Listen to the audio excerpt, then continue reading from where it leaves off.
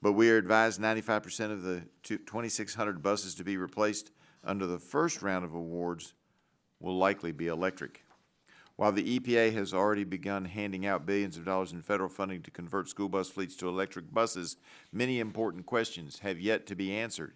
It is already well documented that electric vehicles lose a considerable percentage of their range in cold weather. For example, EPA's own Clean School Bus Program website warns, and I quote, "Electric school buses are still operational in cold climates, but additional considerations might be necessary depending on a school district's situation," end of quote. According to the EPA itself, a study of battery electric buses saw a range decrease of approximately 33% for a temperature decrease of 30 degrees. How will these buses make long trips such as those required for sports competitions, rural routes up and over mountains, or long-distance field trips? After the initial funding boost from the EPA, how will school districts purchase more electric buses? How will school districts be able to maintain these vehicles? And how will those districts cover all of the related expenses? Electric buses are much more expensive than traditional buses. According to the CNBC, battery electric versions of small school buses cost around $250,000, compared to $50,000 to $65,000 for their diesel counterparts. The replacement batteries themselves can cost as much as $50,000. One school district in New York received nearly $1.2 million from the EPA under this program to purchase 3 electric buses. However, that community voted against the purchase of the buses, with the school superintendent noting that the EPA award of $1.2 million would not cover the full expenses related to the 3 buses. Utilities will also need to work on strengthening the grid to accommodate entire fleets of electric buses on top of all the new electric vehicles anticipated by the EPA regulations and projections. To help us explore some of our understanding and the questions on this program, we welcome EPA Inspector General Sean O'Donnell. Thank you for being here. At a hearing before this subcommittee in March, Inspector General O'Donnell noted that the IIJA, which authorizes the Clean School Bus Program, entrusts the EPA to spend more than $60 billion over the next 5 years. He also shared his office's concerns about recipients' ability to appropriately handle the deluge of money. Furthermore, he raised questions of whether the supply chain limitations could hinder effective use of Clean School Bus Program funds. Today, we will receive an update on the audit that the EPA's Office of the Inspector General has launched to examine these concerns. Inspector General O'Donnell will share more about other ongoing and upcoming projects as well. Monitoring the billions of dollars appropriated to the EPA through the IIJA and the Inflation Reduction Act is an enormous task. I appreciate their work and look forward to hearing more about the OIG's efforts. My colleagues on the committee and I look forward to our continued work together to safeguard the American people's hard-earned tax dollars and to get the Biden administration to honestly consider all of the consequences of their rush to make the Green New Deal a reality. And with that, I yield back and now recognize Subcommittee Ranking Member Ms. Castor for her 5 minutes for an opening statement. Well, good morning, and thank you, Chairman Griffith, for calling this very important hearing. Replacing dirty diesel school buses with clean electric buses is a win-win-win scenario for Americans. Clean school buses reduce the risk of asthma for kids who ride the bus. Clean electric school buses are less expensive to operate for school districts and save taxpayers money. And clean buses improve the air we breathe by reducing pollution that fouls the air and exacerbates climate change. The Clean School Bus Initiative is so important and popular that I am pleased that the committee is diving in early to ensure that safeguards are in place for school districts, taxpayers, and students. The Clean School Bus Initiative already is delivering results across the country, and I'm proud that it was the Energy and Commerce Committee that spearheaded the initiative through the Bipartisan Infrastructure Law and the Inflation Reduction Act. We responded directly to what we were hearing across the country. In addition to the EPA Inspector General, The subcommittee really would have benefited from the perspective of school districts, parents, parent groups like the Moms Clean Air Force, or EPA leaders themselves to talk about the importance of modernizing America's school bus fleet with cleaner, cheaper electric buses. But instead, we're hearing only from the EPA's Office of Inspector General, just 6 months after the office announced it would undertake an initial audit, and long before we have actual results.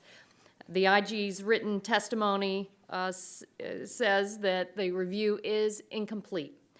So Republicans are holding today's hearing without any new facts or any official findings.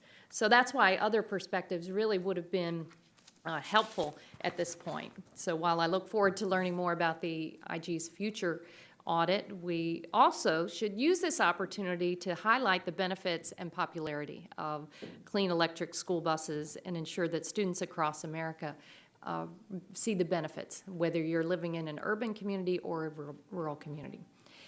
School bus fleets in America are largely powered by fossil fuels, and these aging diesel school buses pollute the air we breathe and are a known threat to public health. Diesel emissions contribute to smog, and regular exposure can increase lifetime cancer risk, lead to chronic respiratory illness, and exacerbate lung and cardiovascular conditions. According to EPA, children are particularly vulnerable to the harmful effects of diesel emissions, which can interfere with brain development and worsen childhood asthma. And I cannot help but think back to riding the school bus as a child in hot and humid Tampa, Florida, along the interstate, where the fumes were really overpowering, especially in the afternoon on those rides home, and what a blessing this is to kids and communities that will be able to see improved air quality, and we can protect the kids' health. So recognizing these risks, Congress acted decisively by including the Clean School Bus Program in the Bipartisan Infrastructure Law. We're building on EPA's past efforts to protect kids and the public from air pollution. And this initiative helps school districts phase out their oldest school buses and replace them with low and zero emission clean school buses. It's helping schools make smart, long-term investments that save them money while providing students with safer and healthier transportation options. Our kids should be able to get to school every day safely and without being exposed to toxic air. The air pollution emitted by old school buses also intensifies the climate crisis. Early reports show that this past summer was the hottest on record, and I can tell you, coming from the Tampa Bay area, it was just it was oppressive, the heat. We lived through the hottest August ever on record. And this is costing us a lot too. NOAA recently announced that the climate crisis, we've seen about $58 billion worth of climate-fueled disasters. That's also a record, and we're only in September. So that's another reason why clean school buses are so important. We've got to make sure that the benefits inure to our communities at home. Already, communities across the country are seeing the benefits. So I support constructive oversight here so that we make sure that every dollar is spent helping our schools, helping our kids. Early signs show that we are succeeding, but we need to ensure that children, schools, and our communities truly see the benefits. So thank you for calling this hearing. I look forward to your testimony. I go back. Gentlelady yields back. Now recognize the chairwoman of the full committee, Ms. McMorris Rodgers, for her 5-minute opening statement. Thank you, Chair Griffith. Unfortunately, President Biden's rush to green agenda is unaffordable, completely impractical, and is harming everyday Americans. This was made clear from news that broke earlier this week about a multi-state road trip this summer led by Secretary Granholm, which was intended to promote electric vehicles. And here are just a few of the headlines from her trip. Electric cars have a road trip problem, even for the Secretary of Energy. Another one, on an EV road trip to promote green tech, the U.S. Energy Secretary and her entourage couldn't find enough electric vehicle chargers. And another, irate family called police on Jennifer Granholm's team for blocking charging station spot for her electric car. Apparently, the Secretary's staff discovered what we know. Most of the country lacks the necessary vehicle charging infrastructure for EVs, especially in rural areas. If President Biden's own energy secretary can't travel smoothly in an EV, how can this administration promise to ensure millions of children are able to get around in EV school buses? As part of the administration's taxpayer-funded spending spree to force EVs on Americans, the Environmental Policy Agency, or Protection Agency, EPA, is trying to entice our school districts into adopting electric school buses through its $5 billion Clean School Bus Program. We should all be worried about the way the EPA is implementing this program. The IIJA requires that 50% of the awards under this program are to be used for replacing existing school buses with zero-emission school buses that produce no emissions of any air pollutant or greenhouse gas. The other 50% are to be used for replacing existing school buses with clean school buses, defined as a bus that reduces emissions and uses an alternative fuel, like propane, or as a zero-emission school bus. Unfortunately, the EPA appears to be favoring unreliable and expensive electric school buses. We're talking 2 to 3 times the cost over clean school buses. The federal government should not be in the business of picking winners and losers. And what happens when the federal subsidies run out? Will school districts be able to continue charging, maintaining, and repairing these expensive buses? Will there even be a market for them without the federal government grants and rebates?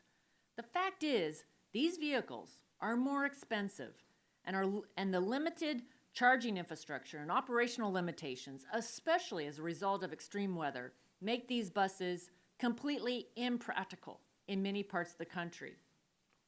The administration's forced electric transition will make us more dependent on China, which dominates the EV battery market and supply chains for critical materials necessary to build electric vehicles. Earlier this year, the EPA's Office of Inspector General, OIG, launched an audit of this program to examine whether potential supply chain or production delays could negatively impact the agency's ability to distribute funds.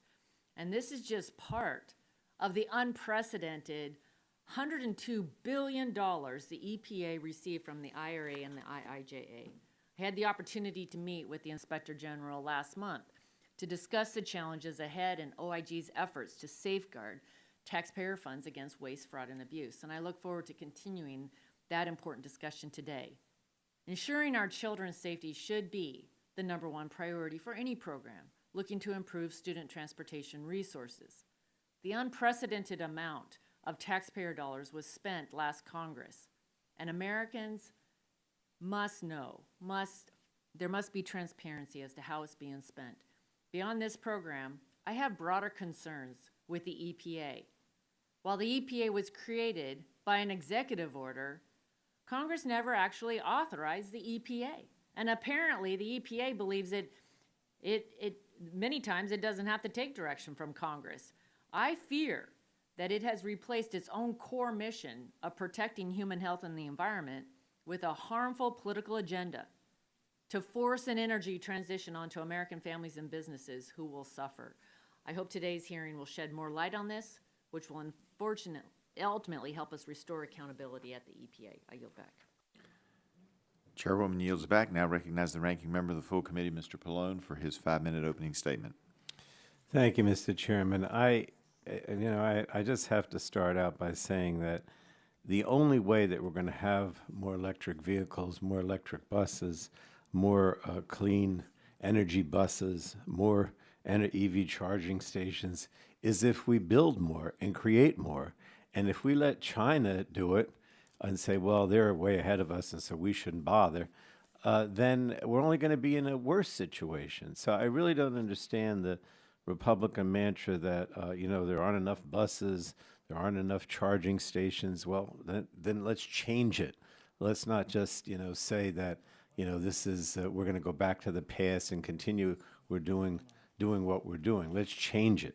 And we have to, because we've long known that harmful emissions from school buses that use fossil fuels can exacerbate childhood asthma, increase a child's lifetime cancer risk, and contribute to the climate crisis. But fortunately, there are newer buses that can reduce or eliminate school bus emissions. But tight budgets, coupled with high operating costs of existing bus fleets, make it impossible for many schools to replace outdated buses. And it's particularly difficult for underserved communities to invest in school bus upgrades, even though these upgrades would reduce future fuel costs. These communities are also disproportionately affected by air pollution, and these upgrades would better protect both the health of students and the surrounding community. So we created programs at the EPA that have helped replace the oldest, most polluting buses with new models that meet EPA's diesel emission standards. And then last Congress, as part of the bipartisan infrastructure law, we invested $5 billion over 5 years in EPA's Clean School Bus program. And this funding helps the EPA build on past success protecting public health while also combating the climate crisis. Today, the Clean School Bus program is taking the oldest and most outdated school buses off the road and replacing them with cleaner, modern buses. These investments are helping schools enjoy immediate cost savings on fuel and maintenance that can be reinvested in the classroom or to pay for future fleet upgrades. Now, the Clean School Bus program is still in the early stages, but initial results are promising. In 2022, EPA received thousands of applications from schools and communities to replace more than 12,000 buses. To better meet this desire for clean school buses, EPA increased the award pool from $500 million to $965 million. EPA then prioritized eligible applications from rural, low-income, tribal, and other underserved communities using criteria set forth in statute by Congress. Now, many schools that received awards last year have started to use clean school buses to provide a healthier environment for their students while realizing immediate cost savings that will continue to grow over time. I call that an early success. But committee Republicans are looking to undermine the program and these investments simply because every single one of them opposed the bipartisan infrastructure law, and Republicans are deliberately misleading the public about this program in order to prop up their friends in the fossil fuel industry. The Clean School Bus program provides funds for electric buses as well as low-emission propane and compressed natural gas buses. Congress gave schools the flexibility to choose from a range of technologies so new buses would fit their needs, and schools spoke loudly and clearly. More than 90% of the applications that EPA received for the first round of rebates were for zero-emission electric school buses. Schools want clean buses, and EPA is delivering. Now, I appreciate hearing from the Inspector General about his work or their work in detecting waste, fraud, and abuse, but the Republican majority is holding this hearing before the Inspector General has even completed an initial audit of the Clean School Bus program. Reports and audits from IG are invaluable to Congress in their oversight efforts, but IGs need to actually complete their audits to have those results. Democrats are committed to conducting constructive oversight that can help programs succeed and complement an IG's important work. We need to make sure that EPA's Clean School Bus program is successful, and constructive oversight is one of the best ways to protect these investments. But we shouldn't confuse fear-mongering on behalf of the fossil fuel industry with real oversight. So I look forward to hearing about the risks and challenges that could hinder federal investments so that we can ensure that this program is successful and that there is an expansion of clean school buses in communities all around the nation, including, I should say, in the communities of my Republican colleagues here today who also are reaping the advantage of these investments, even though they oppose them. And with that, Mr. Chairman, I yield back the balance of my time. Gentleman yields back the remainder of his time. And that concludes members' opening statements. The chair would like to remind members that pursuant to the committee rules, all members' written opening statements will be made a part of the record. Please provide those to the clerk promptly. We want to thank our witness for being here today and taking the time to testify before the subcommittee. You will have the opportunity to give an opening statement followed by a round of questions from members. Our witness today is the Honorable Sean O'Donnell, Inspector General, Office of the Inspector General, U.S. Environmental Protection Agency. We appreciate you being here today. Look forward to hearing from you. As you are aware, the committee is holding an oversight hearing, and when doing so, we have the practice of taking testimony under oath. Do you have any objection to testifying under oath? I do not. Gentleman indicates he has no objection testifying under oath. The chair would also advise you that you are entitled to be advised by counsel pursuant to House rules. Do you desire to have your attorney represent you be advised by counsel today during your testimony? I didn't bring an attorney, so I think I'll be all right. All right, I think you will be too, but gentleman does not request an attorney to be present with him, so if you would, please rise and raise your right hand. Do you promise to tell the truth, the whole truth, and nothing but the truth, so help you God? I do. Seeing the witness has answered in the affirmative, you may see, you are now sworn in and under oath, subject to the penalties set forth in Title 18, Section 1001 of the United States Code. With that, we will now recognize Mr. O'Donnell for his 5-minute opening statement. Thank you. Good morning, Chair Rodgers, Ranking Member Pallone, Chairman Griffith, Ranking Member Castor, and members of the committee. I'm Sean O'Donnell, the Inspector General for the U.S. Environmental Protection Agency. I would like to thank the committee for inviting me to testify today about the Office of Inspector General's oversight of the $5 billion provided to the EPA through the Infrastructure Investment and Jobs Act to replace existing school buses with clean or zero-emission school buses. In brief, the IIJA's Clean School Bus Program allows the EPA to pay up to 100% of the costs for replacing existing school buses. Eligible recipients include governmental entities and third-party contractors. In its first funding round, the EPA used rebates because it believed that this would be the fastest way to distribute funds. These are not, however, rebates in the sense that maybe you or I would understand them, where a customer first spends money and then receives a partial refund. Instead, after a recipient submits a payment request form with verified purchase orders, but before the recipient has received the bus, the EPA will wire the money to the recipient's bank account.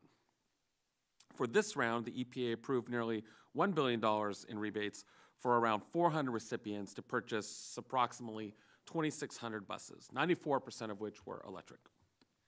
For the second funding round, the EPA will distribute funds through grants.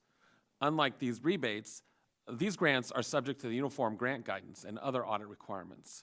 It is our understanding, and it's probably not surprising, that interest in the second funding round has been lower, despite the EPA having a 71-page wait list for the first funding round.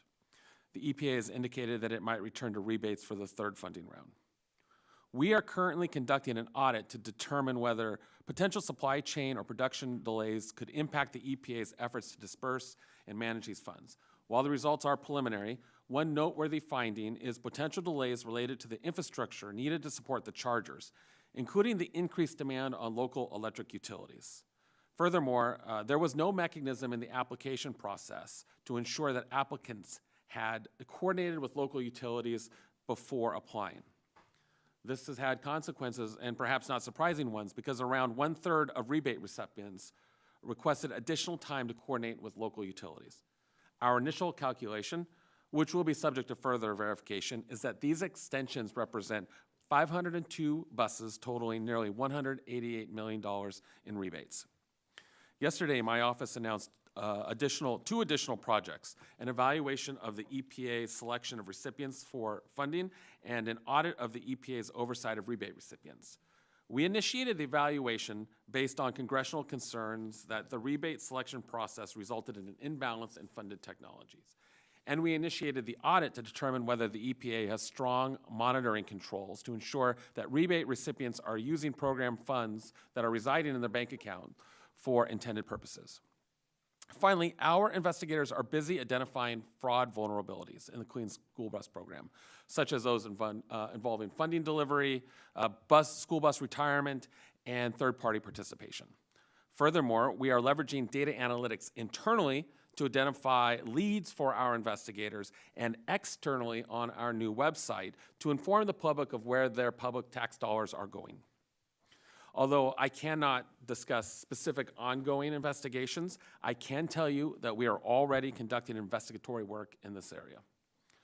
Again, thank you for inviting me to speak with you today. As I noted in my March 29th testimony before this subcommittee, my office is executing determined oversight despite a decade of flat or declining budgets. And we are grateful that Congress dedicated funding for us to oversight the EPA's funding under the IIJA. However, unlike other OIGs, we did not receive supplemental funding under the IRA to carry out our oversight mandate. H.R. 4821, the House version of the Department of Interior Environment, and Related Agencies Appropriation Act for fiscal year 2024 includes a provision that would transfer 0.2% of obligated EPA or unobligated EPA IRA funding to the OIG for such oversight. I am hopeful that this provision will be passed in conference to enable my office to provide meaningful oversight for the EPA's $41.5 billion in IRA appropriations. In closing, today's hearing posed the question, is the EPA's Clean School Bus program making the grade? After the first funding round, it's too early to tell. If I had to give a grade today, it would be an incomplete with homework assignments still due. Our feedback, however, to the EPA has been clear and consistent. The EPA must ensure that requirements are met. It must provide clear and comprehensive guidance, and it must improve project management, monitoring, and data verification. I am sure, though, with help from oversight and our continued engagement with the EPA from program design to execution, we can get the EPA to an A. Thank you. Appreciate your testimony. We'll now move into question and answer part of the hearing. I will begin the questioning by recognizing myself for 5 minutes. So I have to tell you that I have a large rural district with lots of mountains. So I texted while we were talking, because some folks don't understand the problem, I don't think. I texted my district director, Josh Hess, who played football for Powerhouse Richlands High School in Richlands, Virginia, and said, what was the furthest game you went to? In district, he went to Carroll County, Hillsville. It's 101 miles one way.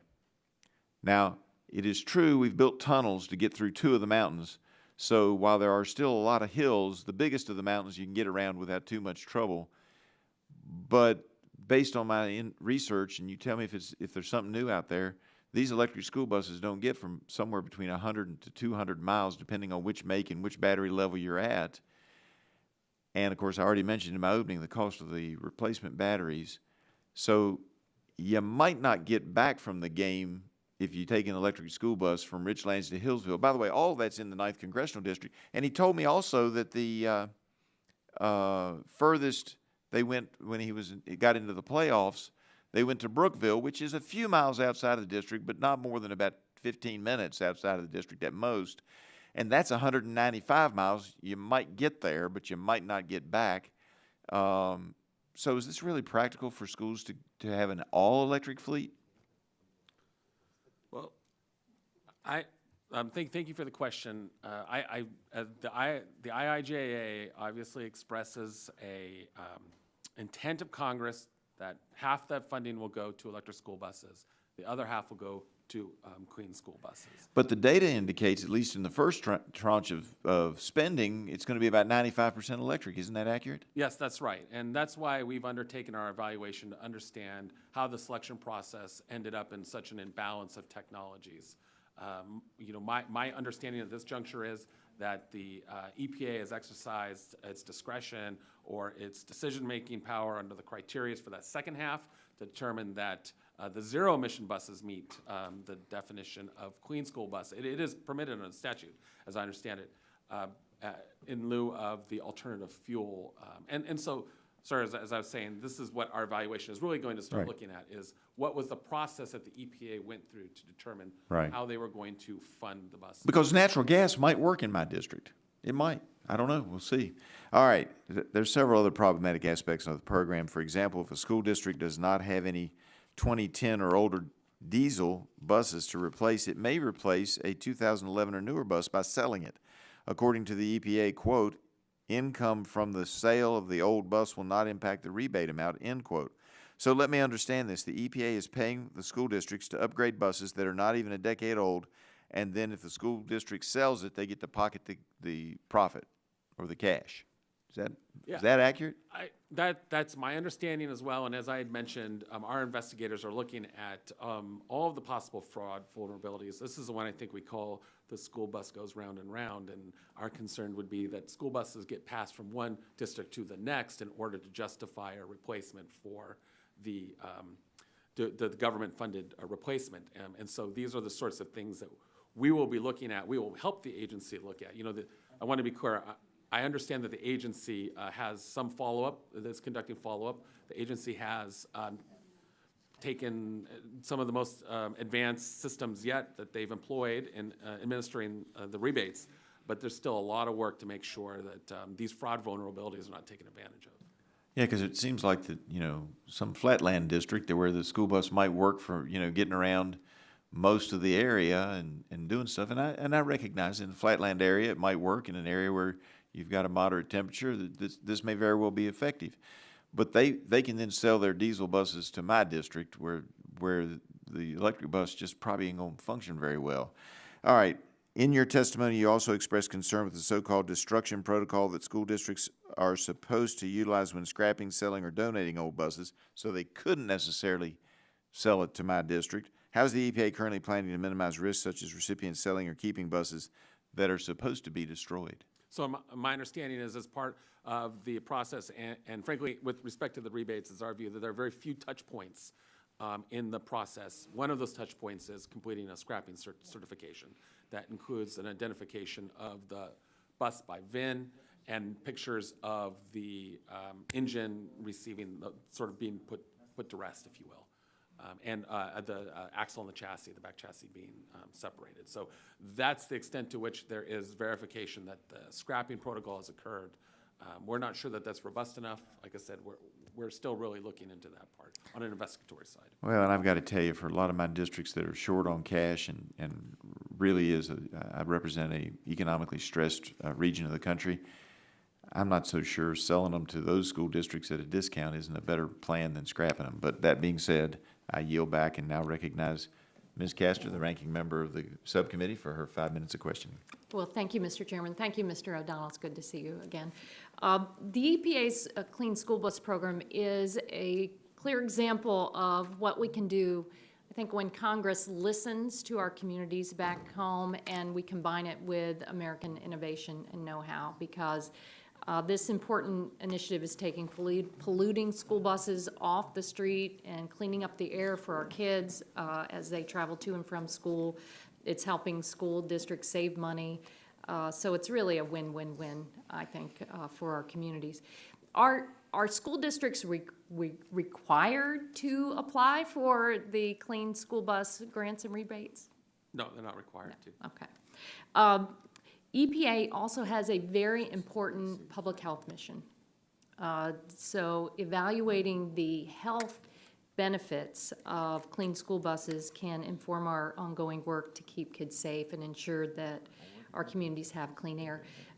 We also want to provide school districts with all necessary information as they consider the value of applying for these grants. So does your office have any plans to evaluate the health benefits of cleaner air resulting from the Clean School Bus Initiative?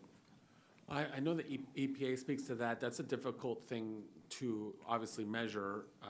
I will say our sense is that in the funding structure that the EPA has chosen, they have incentivized school districts to ask for electric school buses as opposed to alternative fuel school buses. So the EPA has said that they will fund up to the entire cost of an electric school bus, but they will only fund a partial amount of the alternative fuel. And so, like I said, these are So they've built, the EPA has built in kind of that health consideration, but as you go forward with your analysis, your future audit, you don't have plans to build that in as part of your review? Not yet. Fortunately, we have the money for this, and our plans are, these are just the beginning of, I think there's a lot of work that we can do to help the EPA.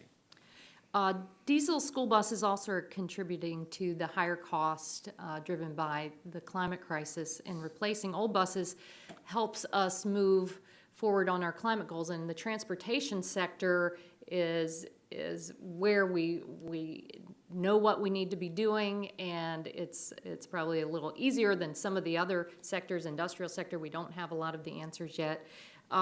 Isn't it true that transitioning to those zero-emission buses will have the greatest emission reductions relative to fossil fuel-powered options? I believe that's what the EPA has said time and again, and just as we at OIG, we have identified the EPA's response and leadership with respect to climate change as a top management challenge facing the agency, and some of our work, though not with this yet, is looking at the resiliency planning for climate change. We haven't yet turned to a school bus, but we do look at it with respect to, say, the water and wastewater sectors. So yes, resiliency is very important as well. Your testimony includes plans to evaluate EPA selection process, given Republicans' belief that EPA should have awarded more rebates for low-emission buses.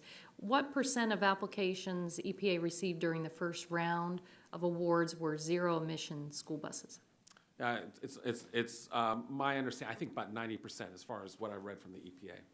And under the Clean School Bus Program, Congress gave schools, school districts flexibility to replace their old diesel-powered buses with a range of clean technology options. So looking at the applications, zero-emission electric buses are clearly what our school districts want to invest in. On top of the helping us save on the climate side and reduce pollution and the health benefits, zero-emission school buses save schools money on fuel and maintenance costs. On average, it's estimated that schools can save up to $10,000 annually for each bus they replace with a zero-emission electric bus. So I don't think it's surprising that school districts want buses that produce such large cost savings. That's what I'm hearing at home. It's a lot of the upfront costs that they're looking at now, and they need a little help with that. So I think these are vital federal investments in our communities. They're already paying off. We've got to do more. We've got to continue to provide continuity. So thank you for helping us continue to watch and evaluate the success of this initiative. In the meantime, I hope we can work together on this committee to make sure EPA has the resources necessary to continue here. So thank you very much, and I yield back. Gently yields back. Now recognize the chairwoman of the full committee, Ms. McMorris Rodgers, for her 5 minutes of questioning. Inspector General, I have major concerns about the lack of EPA internal controls and internal audits necessary to effectively administer programs handling IIJA funds. And we're talking billions and billions of dollars. Does the EPA have an internal auditing system? So I'm not aware that the EPA has a unit for internal audit. I've never seen it. We've asked. No, I don't believe they do. Would you discuss how not having an internal auditor raises potential for waste, fraud, and abuse at an agency? So many departments in the federal government have internal audits. As you might know, I was the acting inspector general at the Department of Defense for nearly 3 years, and internal audit is just a function, a well-established function inside the Department of Defense, and it really serves a management function of helping, like you said, ensure that waste, fraud, and abuse is being prevented and detected, but also that the intentions of the contractor or the agency are being met.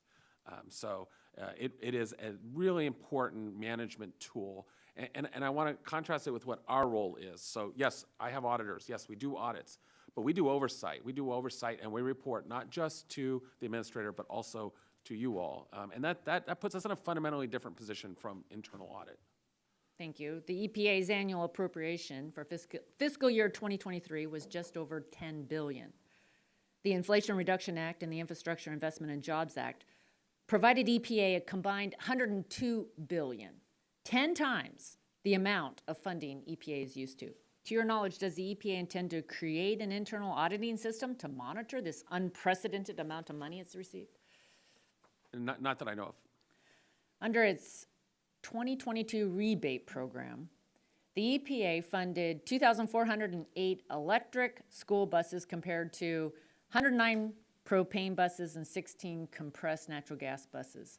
Under that round of funding, the maximum amount of funding for the, I'm going to call them so-called zero-emission buses, because I think we still have to ask, where does electricity come from, was 10 times greater than that for a propane or compressed natural gas school bus.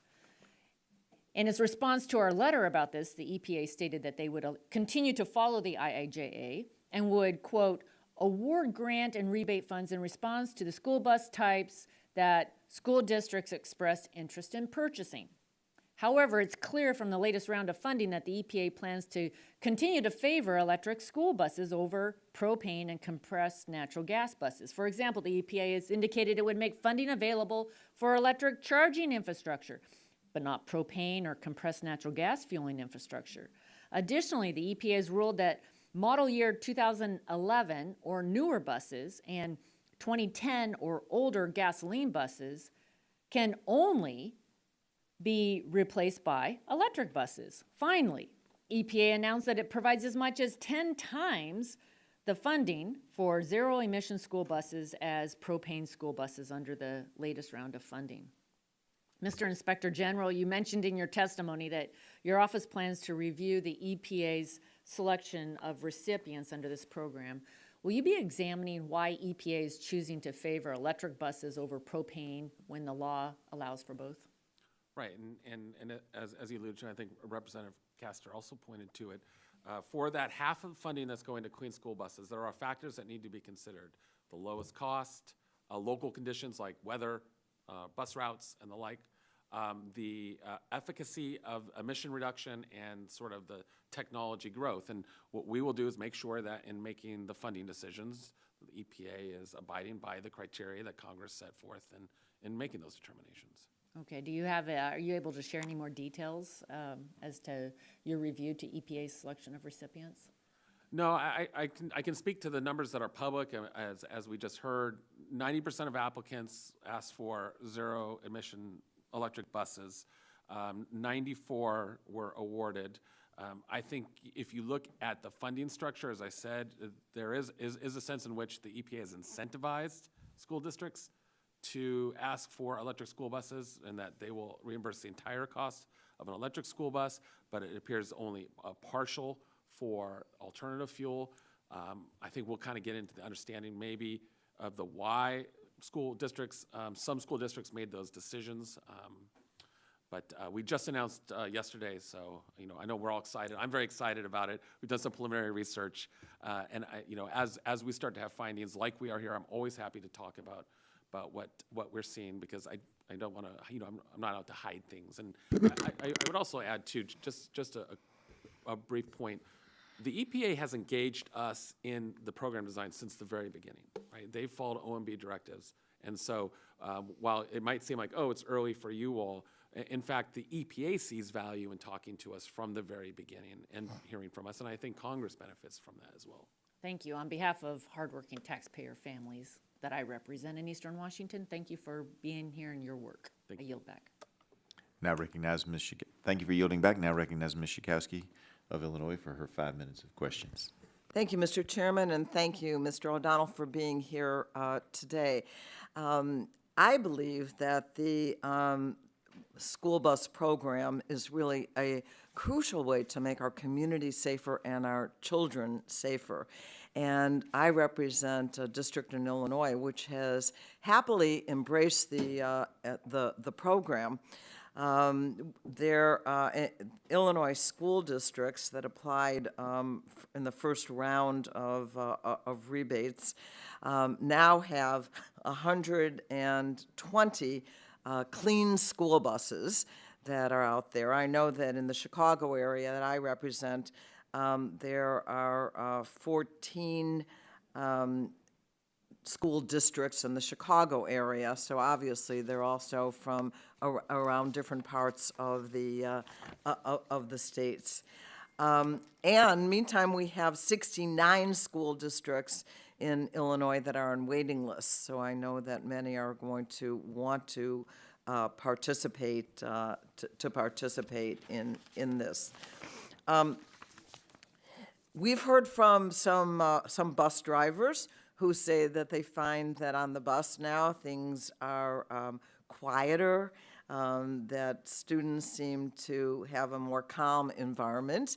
But we also hear from the school districts who have found that it is easier for them to recruit and retain bus drivers when they are using these buses. And, there is a shortage, I think of trying to hire bus drivers, and this seems to be a real incentive. So I would say that the program is off, in our experience, to a good start with a good deal of enthusiasm from school districts, from bus drivers, and I'm certain that the children are benefiting from the cleaner air that they're able to experience. And as I said earlier, the community too, these buses drive up and down the streets of all of our neighborhoods, rural and urban. And definitely if we can reduce the pollution from those school buses, that would be a big plus. And I think that's part of the direction that we want to be going in. I have to tell you that I'm a little confused about the timing of this hearing.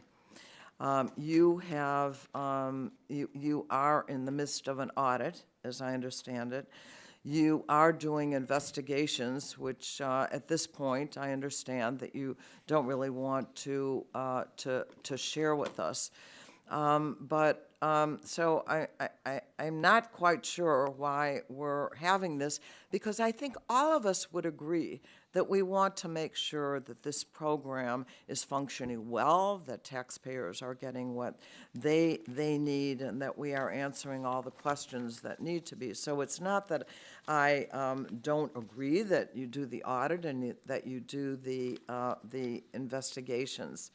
But what I wanted to ask you is if you would commit to taking into consideration all of the things, including some of the really positive things, like, are we able to address the shortage if we are using these buses? Would we be more inclined to get the staff that we need to make sure that our kids are getting to school? And would you commit to including all the positives as well in this research and audit? One of the things that you learn in my job, as I have been in it for several years, is that it's rare that people are excited to see me. When I go to the EPA, it's just, I'm just not the most popular, like the dinner guest. And I really emphasize the fact that, the EPA has this goal of getting out these clean school buses and really having that health benefit that you talk about. And what we do more than anything else, we're not trying to, we don't play gotcha. I tell this to the agency all the time. We're not trying to play gotcha. We're not trying to surprise you. We want to make sure that what you're doing actually happens. And so to speak to all the good things that you talked about, my investigators talk about it all the time. And we really put it in terms of environmental justice, but it goes beyond that. And it's not about who the recipient is at the end of the day. It's not about those school districts. It's about the kids on the school bus in the neighborhoods. And we have to start early to make sure that those dollars get there. As I said, there's a 71-page waiting list. We've already heard a third of rebate applicants have asked to actually delay reimbursement. So that's $188 million, at least our preliminary numbers, that could have gone to school districts that are right now ready to go. And so it's really useful, I think, for us to get in now, in year one, rather than year 5, to look at exactly the sort of things that you're speaking to. Okay, so you will make a commitment to do a program-wide audit of all of the things positive as well as some of the problems. Thank you. We're good news as well as bad news. Great, thank you. I yield back. Gentlelady yields back, and I just want to say we're always glad to see you here at this subcommittee. Now recognize the gentleman from Texas, Dr. Burgess, for his 5 minutes of questioning.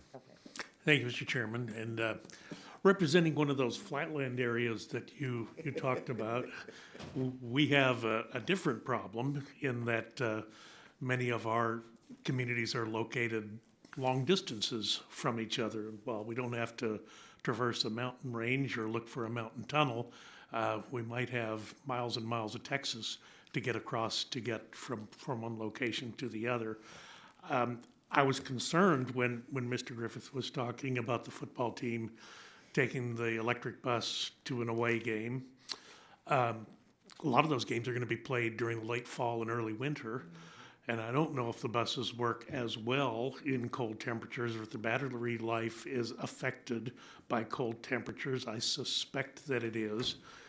So is there a safety issue that we need to be concerned about with a busload of kids on a bus that now can't make it back from points unknown in a very cold environment where they can't keep the heater on because the battery's dead? Thank you. And as a proud graduate of Texas A&M University, though last Saturday was tough, I understand the love of football and the importance of it in our discussion here. Let me interrupt you there for just a minute. But the Horns won. They beat Alabama. I yield back. I mean, You're doubling down on the bad. I think that this is one of those factors that goes into that Congress that you all specifically put into consideration, which is those local conditions. And the statute does say the weather, the bus route, and the likes. And so we're going to make sure that the EPA considered these things in reviewing the applications. These are the criteria that Congress expressed and how these dollars would be spent. well, I will tell you, I don't think many of these grants or rebates have been awarded in the state of Texas. I've got to do my own due diligence and find out why that is. And I may get back to you with a question in writing in that regard. But I have to admit, you jogged my memory when you talked about putting the school bus engine to rest. And the YouTube video of the Volvo that wouldn't die came flooding back to me. If you remember the Cash for Clunkers program, the dealer was required to demonstrate to get the money that they had, in fact, irreparably harmed that engine so it would never function again.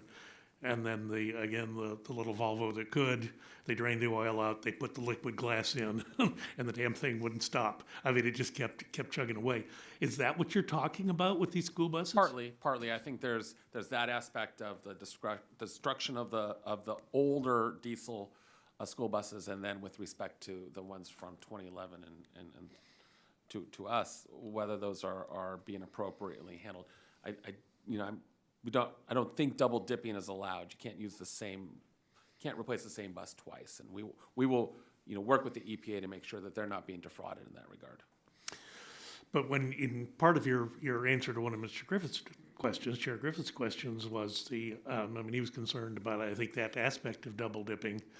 But when you sell a school bus to another school district, you haven't done anything to reduce the emissions then. You've just simply expended money to have an electric bus in a new district, but the old district or the district uses the old bus is going to then continue with whatever emissions problems were going on previously. Is that not correct? That's what I understand, yes.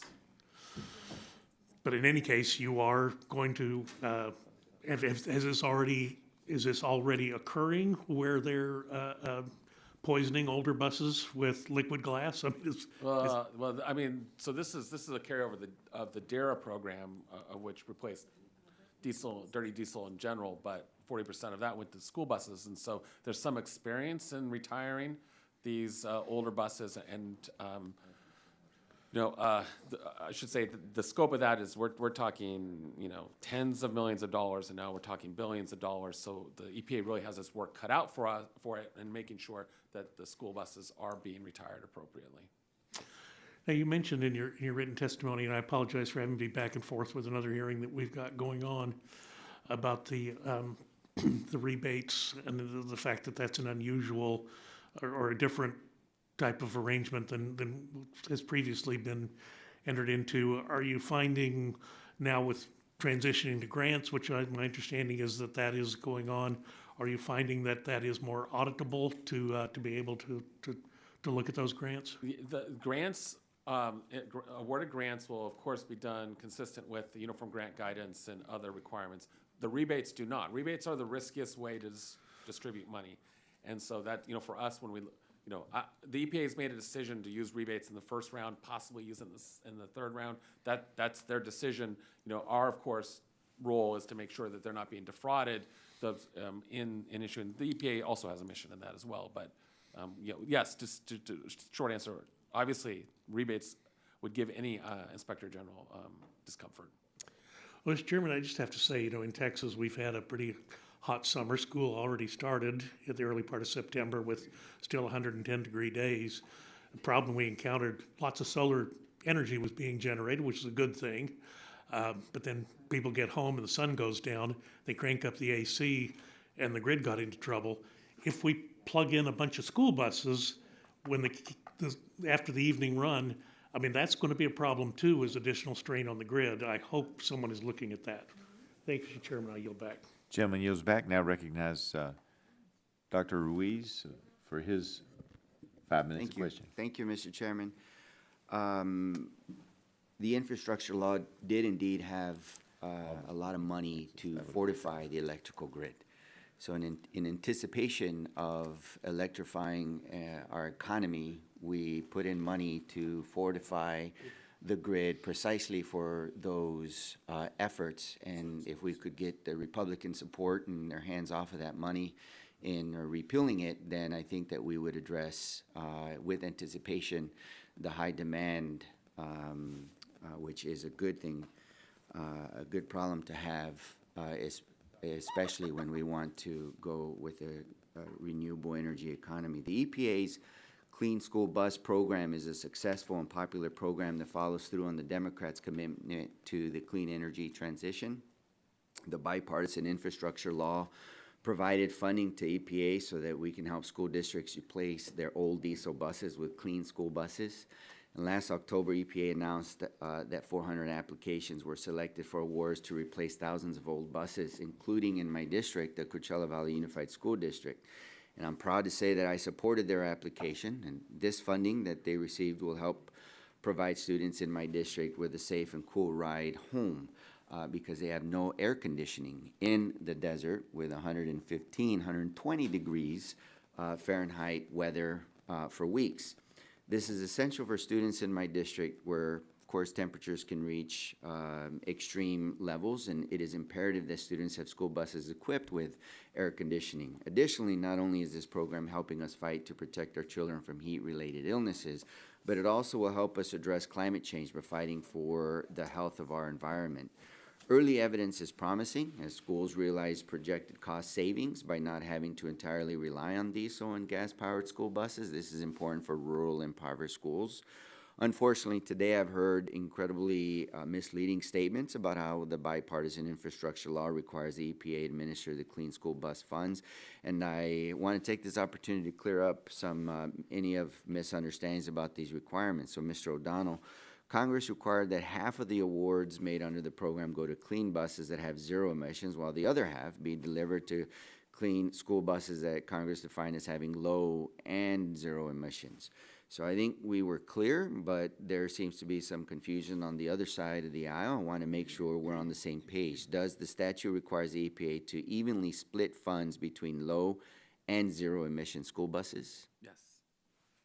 As an ER doctor, I know firsthand how the environment and vehicle emissions impact our health. And we know that the environmental and health impacts of climate change hit low-income rural and tribal communities the hardest, and these communities have the fewest resources to respond with. That's why it was important for Congress to prioritize applications from schools in these communities, like those in my district. In doing this, we're ensuring that these communities are prepared for the future and participating in the clean energy transition. Mr. O'Donnell, are you evaluating how the EPA has applied prioritization requirements so that applications from these communities are prioritized as Congress intended? I believe the evaluation that we've been talking about will include that. Okay, and are you aware of any unique challenges these communities face when it comes to applying for these funds? I think that what you will hear the agency speak to often is that applying, just at the very beginning, applying for grants it's a whole profession, and these school districts with fewer resources don't have the experience in grant writing, and so there's that concern. And then also, and this is a concern for us, is on the recipient side, once they have the money, that money is being spent appropriately. As you So are there any best practices to assist with capacity for people to apply for the funds and to manage the funds?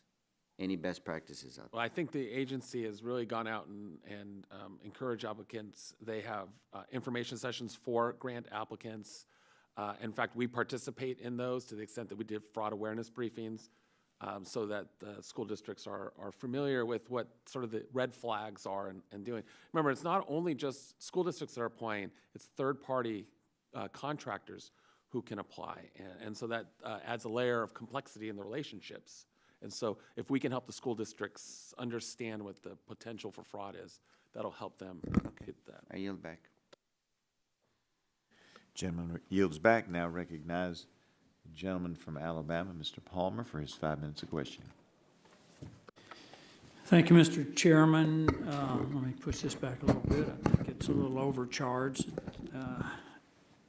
One of the things I want to point out is that we're incentivizing state and local school districts to purchase electric. Let me move to another microphone. And if we could reset his time too, we've had that problem before. Apologize to you, Inspector General, but Oh, he's going to shift chairs so he can get a mic that works. You'd think the committee in charge of electronic communications could figure this out. You could have left Mr. Burgess's name there. I heard he made a catty comment about the University of Alabama and Texas football game, which should be struck from the record. Without objection.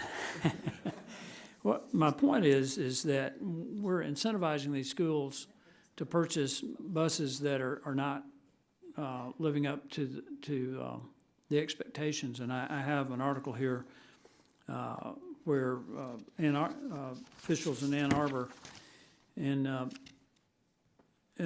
they said these buses cost 5 times more than a regular bus, and that's just for the bus. And the electrical infrastructure, which was originally estimated to be about $50,000 for those 4 buses, ended up being more like $200,000. Is this bait and switch? I don't know. I don't think so, but I'm not familiar with. Is it just bad math? I mean, that the people who are making these estimates and enticing people to invest in these buses are just not very good at math, and they're finding out when they actually implement the contracts that the costs are excessively higher than they thought. I want to turn to something else that Chairman McMorris Rodgers brought up, and that is our reliance on China. The fact of the matter is that if we go to 100% EVs for school buses, we will be 100% reliant on China. I mean, they control most of the lithium mining and processing. Same is true for cobalt. 90-something% of the materials, anodes, cathodes, that sort of thing for the batteries are sourced from China. I've made this point many times that we don't make batteries in the United States. We assemble them from the parts we get from China. I mean, if we get into a situation where we're no longer able to source this, we're going to be in deep, deep trouble if we've gone to 100% reliance on EV school buses. And I do appreciate Dr. Ruiz pointing out that the money can be spent on other types of cleaner fuel. Would that include compressed natural gas? The statute allows that, yes. Yeah, and what we found with CNG is it produces far fewer emissions, saves money, it improves energy security because it is almost 100% domestically sourced. Should that be, should CNG be given a higher priority considering the benefits that we have here, and particularly in terms of it being domestically sourced? The prioritization is set forth in the statute, so, you know, I think the question for us in the evaluation will be whether the EPA is observing those, but as far as fuel types, there wasn't a prioritization for the fuel types. I know your area is the EPA. I do think, though, that we need to bring in the National Transportation Safety Board into this as well, because when you go to a battery-powered bus, a regular bus, which would be a Type C bus, that's the one that everybody thinks of when they think school bus, weighs between 25 and 30,000 pounds, fully loaded. But when that bus is a battery-powered bus, the weight of that bus goes up significantly. And Mr. Chairman, I think maybe we ought to have some discussion with the National Transportation Safety Board about, we had a hearing in the Transportation Infrastructure Committee a couple of years ago about the number of school children that are killed in school bus accidents. And I think the significant increase in weight of these buses needs to be a factor in our consideration for this. I just want to make sure, I think it's up to the local school boards what they want to do, but I do think that they're being incentivized by federal money to make purchases that right now I don't think make a lot of sense. The limited range of the buses, I was just looking at one of the high schools in my district, Thompson High School, and they transport their football team, their athletic teams by school bus, and they played a game against Opelika. If that had been electric buses, I don't know of any charging stations between Alabaster, the city where Thompson High School is, and Opelika. They wouldn't have had the range to make that trip and get back on one charge. So there are a number of issues that I think need to be addressed here that maybe not all of which can be addressed by the EPA. Mr. Chairman, thank you for indulging and for letting me switch microphones. I yield back. Is the gentleman saying that unless the game lasts 8 to 10 hours, they might not get home? Is that what the gentleman's saying? Well, that's assuming that there's a charging station. Yes, sir. I appreciate it. I now, gentleman's yielded back. I now recognize the gentleman from New York, Mr. Tonko, for his 5 minutes of question. Thank you, Mr. Chair. We have an opportunity to improve the health of our communities, grow the middle class through jobs created by the clean energy transition, and avert the worst effects of climate change at the same time. It is possible to do all this through the meaningful investments made by the EPA and other federal agencies. That's why last Congress, Democrats made investments in the Clean School Bus Program through the bipartisan infrastructure law.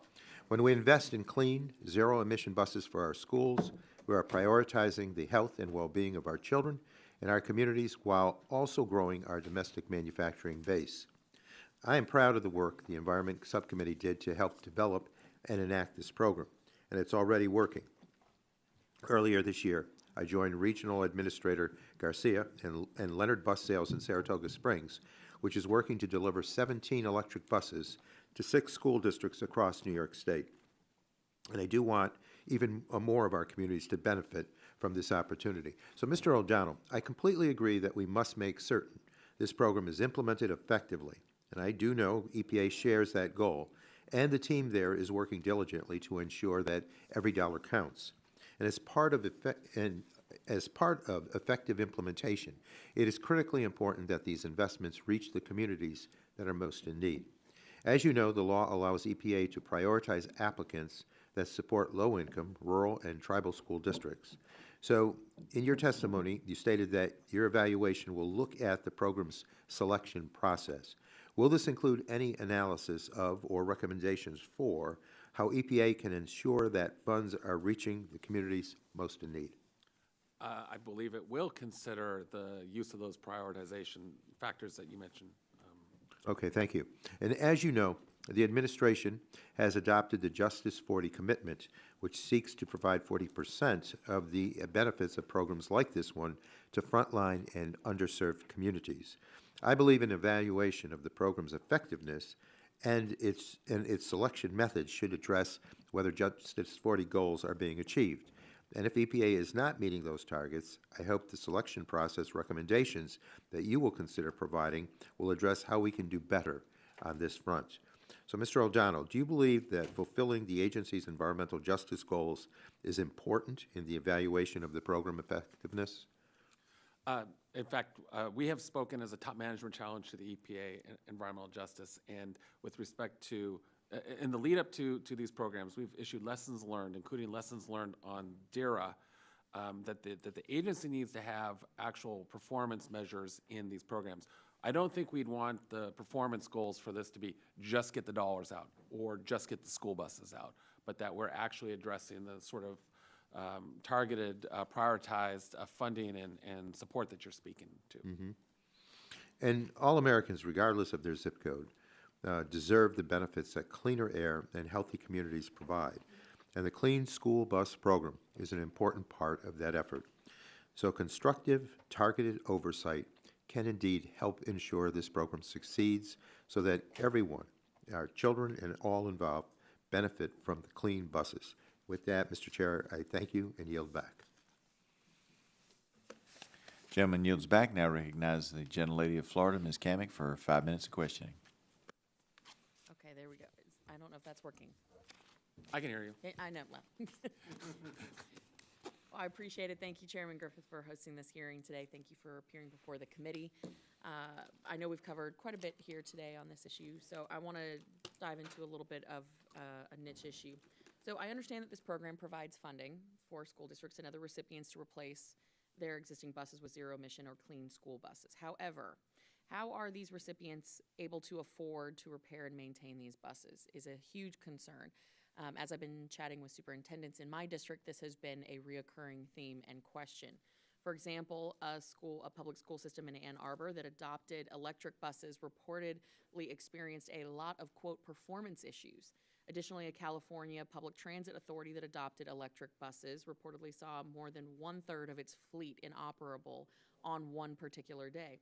Further, one of this agency's buses was out of service for 275 days due to a lack of available parts. So under this latest round of funding, the 2023 Clean School Bus Grant Program, the EPA states that one of the requirements... If the gentlelady would yield for a minute, it appears that your microphone is not working. It says it's green, but I know it's not. All right, well, they're picking it up? All right, they're picking it up. I apologize for interrupting you. Okay. We will resume. Put on them because I didn't have any charging ports back here. Okay, Okay, we good? we're good. Okay. So under this last round of funding the 2023 Clean School Bus Grant Program, the EPA states that one of the requirements for replacement buses under this program is that the bus serve the school district listed on the application for at least 5 years from the date of delivery.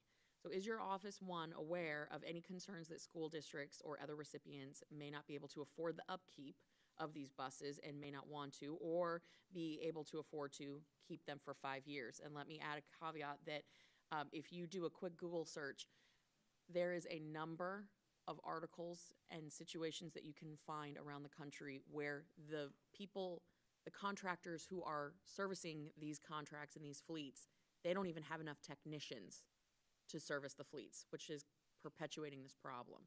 Have you guys been talking about this? Are you aware of this? So I would say more broadly in our discussions with stakeholders, but this goes to the water and wastewater sector. We hear this all the time, that you're going to help us build a new wastewater treatment facility, but then how are we going to maintain it or what have you? With respect to the school buses, I don't think we have yet. It's early in the engagement. We're always open to discussions, and it is something I think that is worth looking at. So how would you propose that the EPA monitor whether the replacement bus fulfilled this requirement and the school district actually used it for 5 years? That's the first part. Second part is, what would happen if the school district or other recipient attempted to resell the bus? And is anyone at the EPA aware of situations like this, and have they taken action?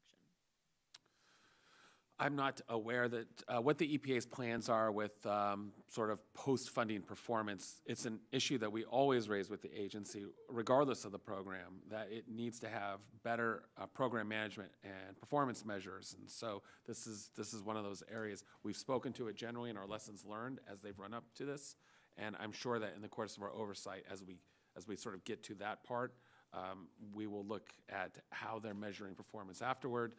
And as you said, the statute is clear, 5 years, and the EPA, it does give the EPA the right to ask for the money back if they don't perform according to those criteria. How often have you asked for a post-program lessons learned recap for various programs throughout the agency? So you know, some of these issues, like you're speaking to, we start to get into our fraud fighting function, and there have been times when it's been very challenging working with the EPA on the law enforcement side. As you can imagine, when you have different law enforcement organizations in one agency, they can sometimes bicker, but my sense of it is recently the EPA takes seriously. I've been impressed, and I'm not here to vouch for them, and a sincere interest to make sure that the money is going where it should go. that's desire. Hope is not a method. And so we're going to work with them to make sure that it gets where where it should go. Of the There's a lot of work to go into it, though. Well, of all the recommendations that you have made, how many have been adopted? We don't have a lot of, I think right now we have 120 some open or unresolved recommendations with the agency across all of our work. So we do a relatively good job of resolving recommendations. Is there a time in which, like a 90-day, 30-day, 60-day block that they have to adopt, accept or reject said recommendation? Yeah, I think is it 60 days? Is it 60 or 90 days under their policies to agree to a corrective action? We want to see corrective actions that meet the intent of our recommendations. So these 100+ are relatively recent then? No, some are quite old. How old? Oh, more than 5 years. Ah, government efficiency at work. Well, we don't always agree, and we force the agency, but they don't always agree with us. I appreciate that. I am over my time, so with that, I yield back. Thank you, Mr. Chairman. Thank the gentlelady. Gentlelady yields back and now recognize the ranking member of the full committee, Mr. Pallone, for his 5 minutes of questioning. Thank you, Mr. Chairman. Last Congress, Democrats delivered for the middle class by passing the bipartisan infrastructure law and making unprecedented investments to combat climate change, rebuild infrastructure, and bolster domestic manufacturing. The Clean School Bus Program is one of the many programs making meaningful investments to meet these goals, and early results suggest that this program is off to a good start. Unfortunately, Republicans have relentlessly criticized the Clean School Bus Program. Even after the first awards went out to underserved communities for clean buses, Republicans have continued to undermine EPA. So let me ask you, Mr. O'Donnell, in your written testimony, you said that if you had to give this program a grade today, quote, it would be incomplete, end of quote. Now, while I can understand that EPA still has funds to disperse, I'm concerned that some of the characterizations in your testimony could be misread as conclusions about EPA's implementation, and I think that would be particularly problematic given your office has not completed its own early work to evaluate the program. So my first question is, would you like to clarify anything in that testimony to help us better understand which stage you are at in evaluating implementation of the Clean School Bus Program? Oversight's an ongoing process, and it's one that, since the IIJA has passed, we have been engaged in robustly. It includes audits and evaluations, but it also includes investigations, and then also other types of products, like I said, lessons learned. And so, we are in that first round of funding. The EPA chose to use rebates. Those are very risky. We're still waiting to see the results. We're hoping, I think everyone hopes, our goal is to make sure, to help the agency make sure that all that money benefits the beneficiaries as intended. But right now, it's very early to tell if the design of that program is meeting the goals of the program. Now, when can we expect to see the results of your initial audit? Of our first audit, soon. Oh, that's best you can say. I'm hoping this calendar year for sure. Okay. Now, I understand that inspectors general often engage with agency staff in order to discuss potential findings and recommendations before the release of a final report. Have you or your staff conveyed any findings and recommendations, or even the lack of findings and recommendations, to EPA staff regarding the Clean School Bus Program? Yes. Yes. Okay. And are there any preliminary findings that you can share to give us an idea of what you are or not finding? Right. So as I spoke to in my written testimony and here today, for us, I think the biggest, most noteworthy finding, at least preliminarily, is that there was not a requirement for consultation with the utilities in supporting the sort of hookup of the chargers. And the result of that is we've seen about 500 buses, 500 requests for buses that they've asked for extensions in order to consult with the local utilities to make sure that they can support and get that hooked up. And when do you expect to issue any interim or final report? Well, as I said, by this calendar year. By this calendar year, okay. Now, I will keep an eye on that deadline, obviously, interested to see what you find. if there are issues, we want to make sure that we're working to fix them so this program succeeds. And I know the hardworking staff at EPA are dedicated to its success as well. And while I think it is clear this hearing is premature, as an audit has not yet been completed, I do appreciate the opportunity to hear from you and your work with you as your audits and evaluations are completed.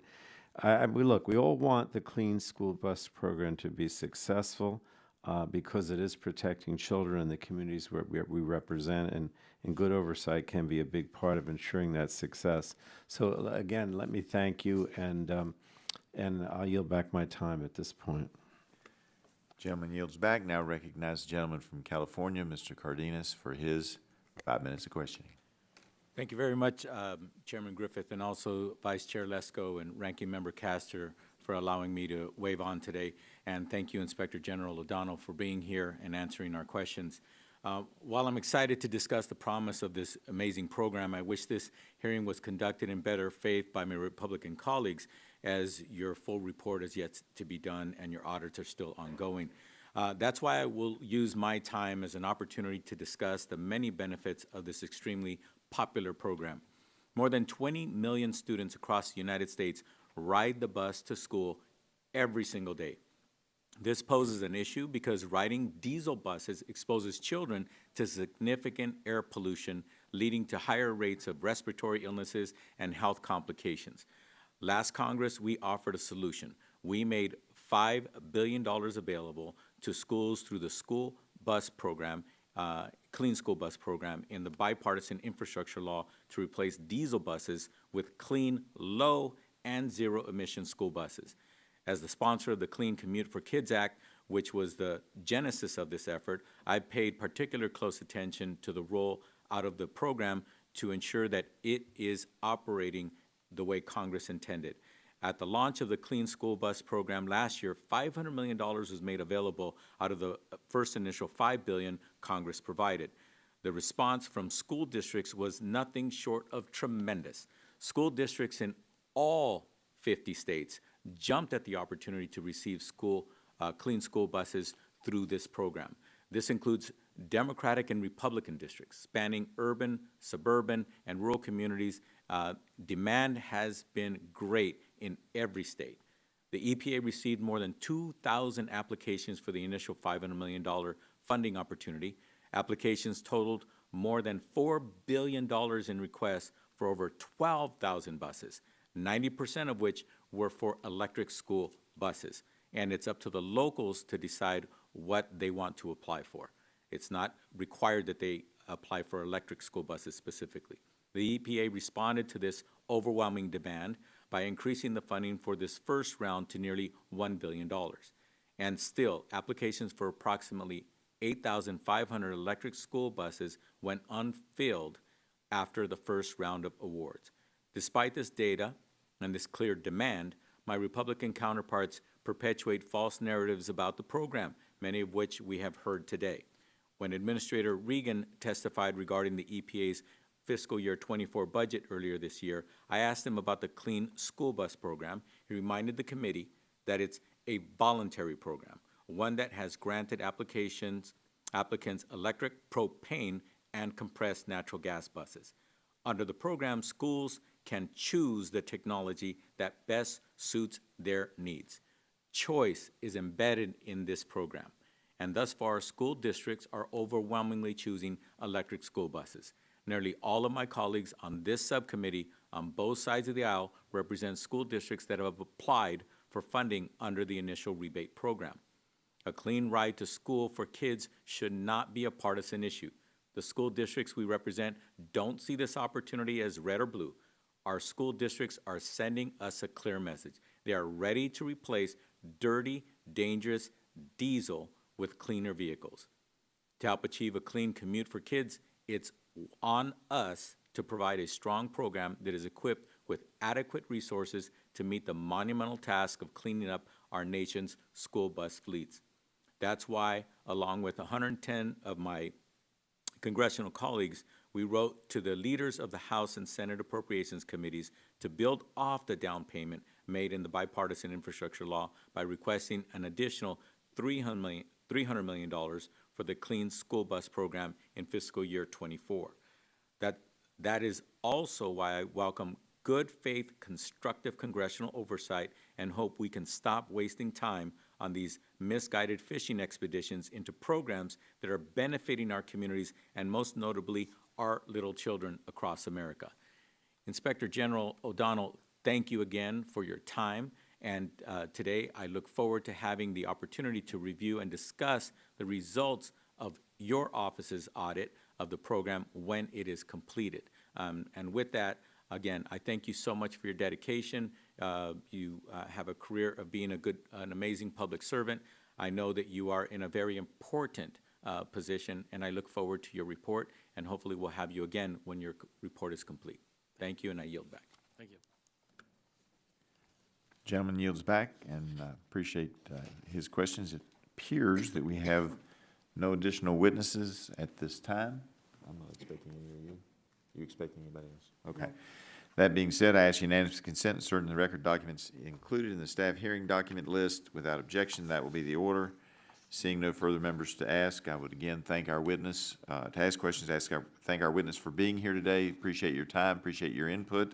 Pursuant to committee rules, I remind members they have 10 business days to submit additional questions for the record, and I ask that the witness respond within 10 business days upon receipt of those questions. Without objection, subcommittee is adjourned. Thank you. No objection. Always enjoy coming. And we like seeing you.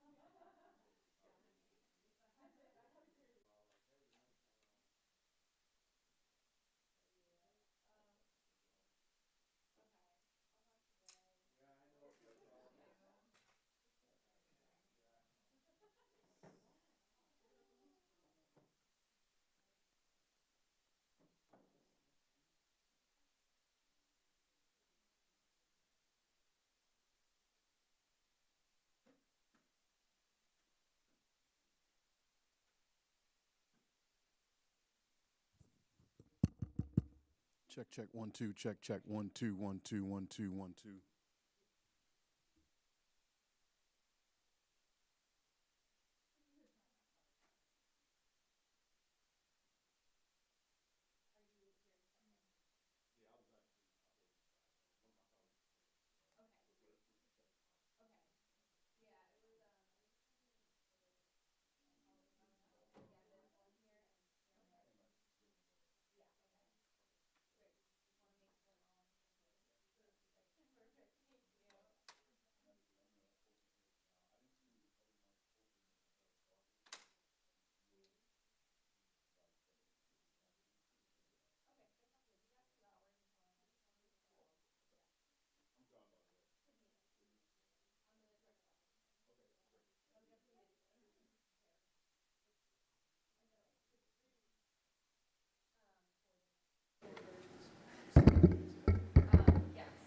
Check, check, check, check.